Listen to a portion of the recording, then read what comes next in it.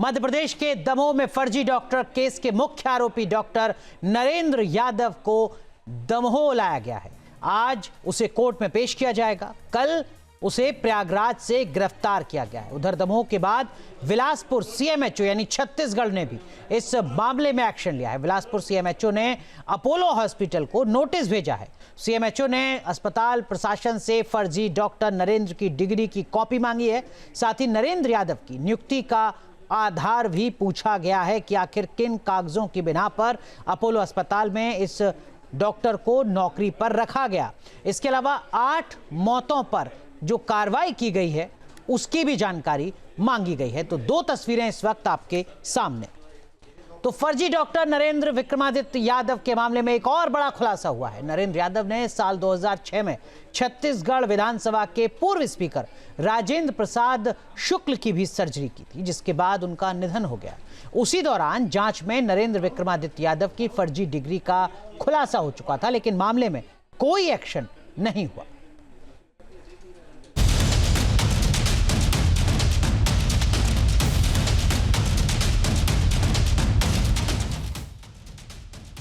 फर्जी कार्डियोलॉजिस्ट नरेंद्र विक्रमादित्य यादव के कारनामों का काला चिट्ठा उजागर होने लगा है। मध्य प्रदेश के दमोह ही नहीं, छत्तीसगढ़ के बिलासपुर में भी नरेंद्र विक्रमादित्य यादव की वजह से कई लोगों को जान गंवानी पड़ी। 2006 में नरेंद्र विक्रमादित्य यादव ने खुद को British doctor Narendra John camp बताकर बिलासपुर के अपोलो हॉस्पिटल में नौकरी ज्वाइन की थी।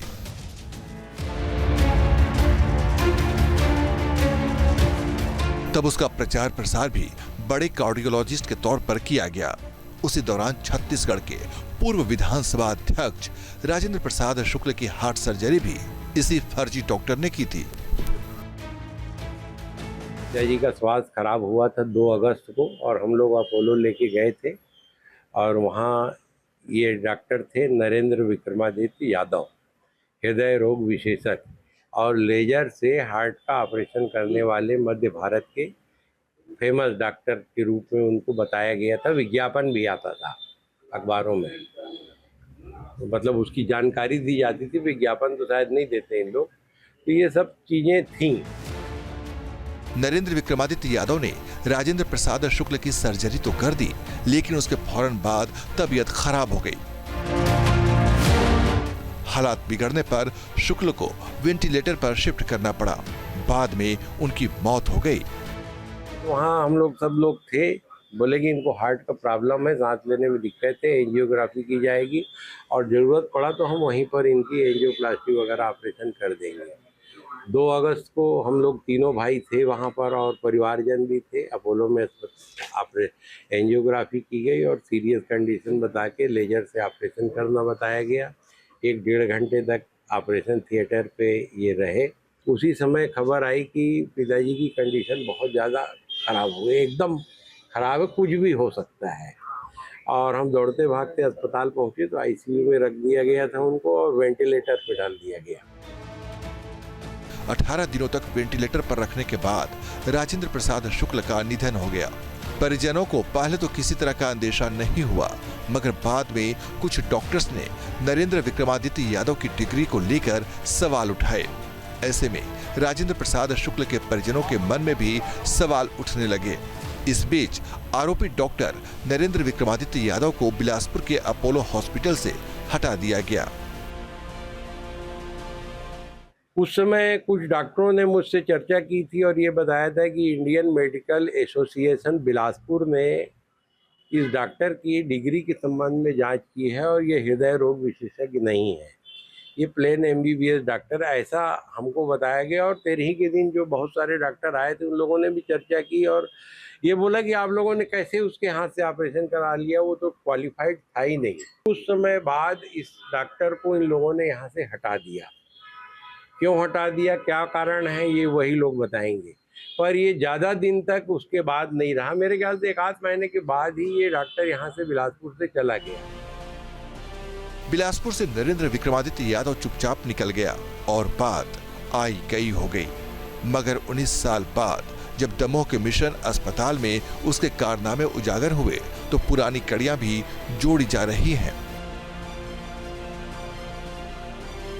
दिवंगत राजेंद्र प्रसाद शुक्ल के परिजनों ने आरोप लगाया है कि 2006 में नरेंद्र विक्रमादित्य यादव जब बिलासपुर के अपोलो अस्पताल में तैनात था, तब उसने जितने मरीजों का इलाज किया उसमें से 80% मरीजों की अस्पताल में ही मौत हो गई।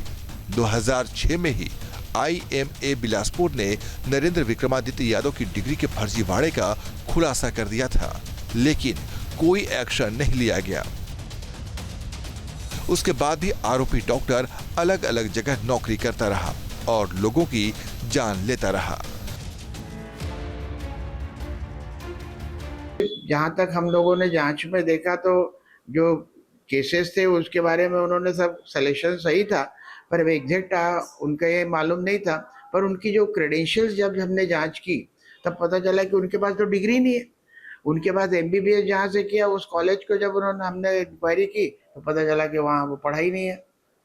वो जहाँ से उन्होंने MRCP किया लंदन में, वहाँ पर उनकी कहीं उनका नाम ही नहीं है। तो इस तरीके से फेक डिग्री और फेक MBBS और MRCP की डिग्री के साथ वो काम करने के लिए यहाँ आए। ये बहुत ही गंभीर अपराध है, उन्होंने बहुत गलती की थी। फर्जी कार्डियोलॉजिस्ट नरेंद्र विक्रमादित्य यादव अब बेनकाब हो चुका है, लिहाजा बिलासपुर के अपोलो हॉस्पिटल को CMHO ने नोटिस भेजा है।